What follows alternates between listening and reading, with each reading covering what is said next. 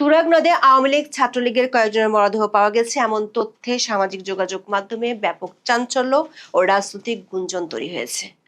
আওয়ামী লীগের verified Facebook পেজে দাবি করা হয়েছে 22শে জুন তুরাগ থানা আওয়ামী লীগ ও ছাত্রলীগের একটি মিছিল থেকে 7 জন নিখোঁজ হন। নিখোঁজ হওয়ার পর তুরাগ নদে 3 জনের অর্ধগলিত লাশ ভেসে উঠেছে। আওয়ামী লীগের পক্ষ থেকে অভিযোগ করা হয়েছে তাদের বেদম মারধর করে নদীতে ফেলে দেওয়া হয়েছে। আরো 4 জন এখনো নিখোঁজ রয়েছেন। স্থানীয় বিএনপি এসব হত্যাকাণ্ড পরিকল্পিতভাবে করেছে বলে দলটির পক্ষ থেকে অভিযোগ আনা হয়েছে।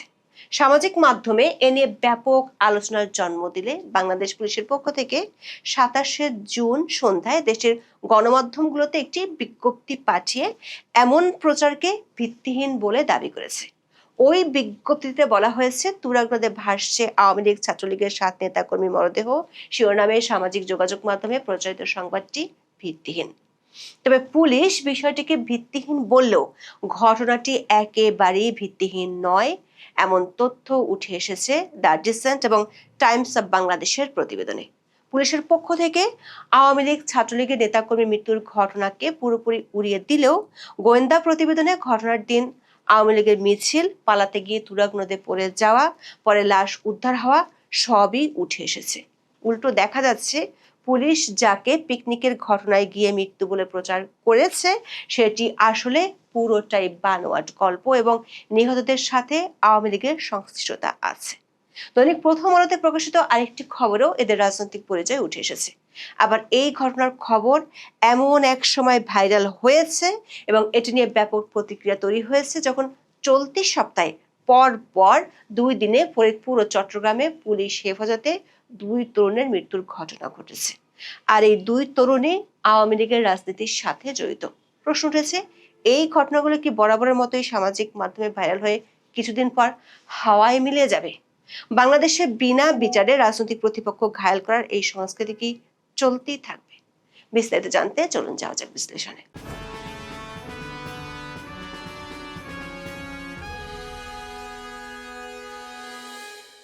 টাইমস অব বাংলাদেশের খবরের শিরোনাম হলো তুরাগে কিশোরের মৃত্যু, পুলিশ বলছে দুর্ঘটনা, ফেসবুকে ছড়াচ্ছে আওয়ামী লীগের সমাবেশের জেরে টার্গেট।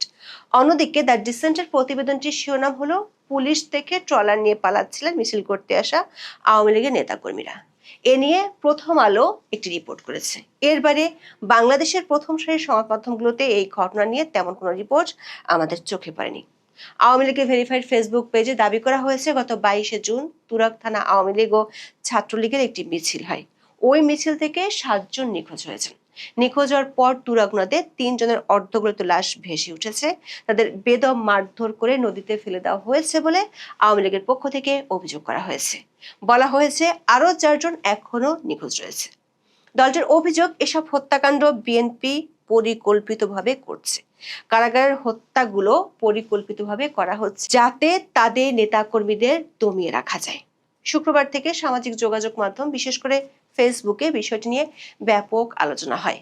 বাংলাদেশ টাইমসের প্রতিবেদনের শুরুতে লেখা হয়েছে, সাভারের তুরাগ নদ থেকে 2 কিশোর সুমন ও আরিফুলের মরদেহ উদ্ধারের ঘটনাকে কেন্দ্র করে সামাজিক যোগাযোগ মাধ্যমে ব্যাপক চাঞ্চল্য ও রাজনৈতিক গুঞ্জন তৈরি হয়েছে। রিপোর্টে বলা হয়েছে পুলিশ প্রাথমিকভাবে একে অসাবধানতাবশত ঘটে যাওয়া একটি দুর্ঘটনা হিসেবে বর্ণনা করলেও ফেসবুকে ভাইরাল হওয়া বেশ কিছু পোস্টে দাবি করা হচ্ছে রাজনৈতিক সহিংসতার জেরে তাদেরকে হত্যা করা হয়েছে। দ্য ডিসেন্টের প্রতিবেদনে বলা হয়েছে 23শে জুন আওয়ামী লীগের প্রতিষ্ঠা বার্ষিকী উপলক্ষে কর্মসূচি পালনের শপথমূলক বিভিন্ন ভিডিও 21শে জুন থেকে অনলাইনে ছড়ানো শুরু হলে দেশের অন্যান্য জায়গার মতো আশুলিয়া ও তুরাগ থানা পুলিশও টহল শুরু করে। 22শে জুন এমন টহলরত অবস্থায় পুলিশ দেখতে পায় আশুলিয়ার বাস স্ট্যান্ড এলাকার নতুন গরুরহাটের পাশের ট্রলার ঘাটে একটি ট্রলার থেকে আওয়ামী লীগের বেশ কিছু নেতাকর্মী নেমে মিছিলের প্রস্তুতি নিচ্ছেন। তখন পুলিশের একটি টিম তাদের ধরতে উদ্যত হলে আওয়ামী লীগ নেতাকর্মীরা দৌড়ে আবার ট্রলারে ওঠার চেষ্টা করেন। পুলিশ দেখে ট্রলার নিয়ে পালাচ্ছিলেন মিছিল করতে আসা আওয়ামী লীগ নেতাকর্মীরা। তখন অনেকে দৌড়ে ট্রলারে উঠতে সক্ষম হন এবং নৌযানটি চালু করে ঘাট থেকে বের হয়ে যায়। তবে কেউ কেউ লাফিয়ে ট্রলারে উঠতে গিয়ে নদীতে পড়ে যান। কিন্তু সামাজিক যোগাযোগ মাধ্যমে ব্যাপক হইচই পড়ে যাওয়ার পর 27শে জুন বিকেলে পুলিশ সদর দপ্তরের পক্ষ থেকে একটি বিজ্ঞপ্তি দেওয়া হয়। বিজ্ঞপ্তিটিতে ঢাকার তুরাগ নদে কার্যক্রম নিষিদ্ধ আওয়ামী লীগ সমর্থক 7 জনের লাশ ভাসার যে খবর সামাজিক যোগাযোগ মাধ্যমে ছড়িয়েছে তা ভিত্তিহীন বলে উড়িয়ে দিয়েছে পুলিশ। বিজ্ঞপ্তিটিতে বলা হয়েছে, তুরাগ নদে ভাসছে আওয়ামী লীগ ছাত্রলীগের 7 নেতাকর্মীর লাশ শিরোনামে সামাজিক যোগাযোগ মাধ্যমে ভিত্তিহীন তথ্য প্রচার করে জনমনে বিভ্রান্তি ছড়ানোর অপচেষ্টা চালানো হচ্ছে। প্রকৃতপক্ষে এ ধরনের কোনো ঘটনার খবর পাওয়া যায়নি। অথচ 27 জুন দুপুরে পুলিশের বরাত দিয়ে বাংলাদেশের সংবাদ মাধ্যমগুলোতে খবর ছাপা হয়েছে, তুরাগ নদে বন্ধুদের সঙ্গে পিকনিকে গিয়ে ট্রলার থেকে তুরাগ নদে পড়ে নিখোঁজ হওয়া এক কিশোরের মরদেহ উদ্ধার করেছে পুলিশ। দৈনিক যুগান্তরে ছাপা হওয়া প্রতিবেদনে পুলিশের বরাত দিয়ে বলা হয়েছে, 26 জুন রাতে সাভারের আশুলিয়া বাজার এলাকার তুরাগ নদ থেকে কিশোর সুমনের মরদেহটি উদ্ধার করা হয়। এই ঘটনায় আশুলিয়া থানায় একটি অপমৃত্যুর মামলা হয়েছে। টাইমস অব বাংলাদেশে প্রকাশিত খবরে বলা হয়েছে, পুলিশের ভাষ্যমতে ওই কিশোর বন্ধুদের সঙ্গে একটি পিকনিকের সময় ট্রলার থেকে পড়ে গিয়ে মারা গেছেন। তবে অনলাইনে এই মৃত্যু নিয়ে তীব্র গুঞ্জন ও জল্পনা কল্পনার সৃষ্টি হয়েছে। দ্য ডিসেন্টার প্রতিবেদনটিতে সুমনের মৃত্যুর ব্যাপারে পুলিশের ভাষ্য তুলে ধরে বলা হয়েছে, সুমন বন্ধুদের সঙ্গে পিকনিক করতে ট্রলারে করে তুরাগ নদে গিয়েছিলেন। সে সময় ট্রলার থেকে নদীতে নামার সময় পড়ে গিয়ে তলিয়ে যান। এরপর থেকে তাকে খুঁজে পাওয়া যাচ্ছিল না। পরে স্থানীয়রা নদীতে একটি মরদেহ ভাসতে দেখে 999-এ ফোন করেন। পুলিশ গিয়ে মরদেহ উদ্ধার করে। দর্শক, টাইমস অব বাংলাদেশ এবং দ্য ডিসেন্টের প্রতিবেদন থেকে এটা স্পষ্ট যে পুলিশের পক্ষ থেকে পিকনিকে যাওয়া দাবি করা কিশোর সুমন আর আওয়ামী লীগের পক্ষ থেকে মিছিলে যাওয়া দাবি করা সুমন একই জন। দুটো প্রতিবেদনে বলা হয়েছে, সুমনের মরদেহ যখন উদ্ধার হয় তখন তার কাছ থেকে একটি মোবাইল ফোন পাওয়া যায়। হ্যান্ডসেটটি সচল না থাকলেও সেটির সিম কার্ডের মাধ্যমে তার পরিচয় শনাক্ত করা হয়। সুমনের বাড়ি তুরাগ থানার রানাভোলা গ্রামে। এই ঘটনায় তার বাবা আব্দুল হাই একটি অপমৃত্যু মামলা করেছেন। দ্য ডিসেন্টের প্রতিবেদনে বলা হয়েছে, আওয়ামী লীগ অনলাইন ক্যাম্পেইনে সুমনকে তাদের কর্মী বলে দাবি করেছে এবং দ্য ডিসেন্ট সুমনের ফেসবুক প্রোফাইল ঘেঁটে দেখেছে তিনি নিয়মিত আওয়ামী লীগের পক্ষে অনলাইনে লেখালেখি করতেন। তার প্রোফাইলে নিজের পোস্ট করা একাধিক ভিডিওতে দেখা গেছে তিনি সম্প্রতি আওয়ামী লীগ ছাত্রলীগের ব্যানারে মিছিলে অংশ নিয়েছেন। এসব মিছিলে অংশ নেওয়া তার একাধিক সহযোগীকে ট্রলারে দাঁড়িয়ে শপথ নেওয়ার ভিডিওতেও দেখা গেছে। এই শপথের ভিডিওতে, যেটি 21 জুন দিনে বা 22 জুন দুপুরের আগে ধারণ করা, সুমনকে হাত তুলে শপথে অংশ নিতে দেখা গেছে। সুমন তার প্রোফাইলে 19 জুন একটি ভিডিও পোস্ট করেন যেখানে দেখা যায় নদীর ঘাটে একটি ট্রলার ভেড়ানো এবং ট্রলারের উপর এবং ঘাটে 15 থেকে 20 জন তরুণ হাঁটাহাঁটি করছেন। ট্রলারের ছাদে তখন দাঁড়িয়ে থাকতে দেখা গেছে তুরাগ থানা শ্রমিক লীগ সভাপতি মামুন সরকারকে, যিনি 22 জুনের ঘটনার পর নিখোঁজ আছেন বলে আওয়ামী লীগের পক্ষ থেকে দাবি করা হয়েছে। অন্যদিকে আব্দুল হাই টাইমস অব বাংলাদেশকে বলেছেন, তার ছেলে সুমন ছাত্রলীগের রাজনীতিতে বেশ সক্রিয় এবং 22 জুন থেকে সে নিখোঁজ ছিল। আরিফুলের চাচা আসাদুল ইসলামও নিষিদ্ধ করেছেন আরিফুল নিয়মিত ছাত্রলীগের বিভিন্ন কর্মসূচিতে অংশ নিত। অন্যদিকে ফেসবুকে শেয়ার করা শত শত পোস্টে দাবি করা হচ্ছে, সুমন তুরাগ থানার অধীনে 53 নম্বর ওয়ার্ডের বাংলাদেশ ছাত্রলীগের একজন সদস্য ছিল। ওইসব পোস্টের দাবি অনুযায়ী গত 22 জুন আওয়ামী লীগের একটি মিছিলে অংশ নেওয়ার কারণে সুমন ও আরো কয়েকজনকে ধাওয়া করা হয় এবং নদীতে ফেলে দেওয়া হয়। তার মানে দেখা যাচ্ছে যে দুজনের লাশ উদ্ধার করা হয়েছে তারা দুজনই ছাত্রলীগের সাথে জড়িত। আবার পুলিশের পক্ষ থেকে পিকনিকের ঘটনাগুলোর দাবি করা হয়েছে, সেটির কোনো সত্যতা খুঁজে পাওয়া যাচ্ছে না।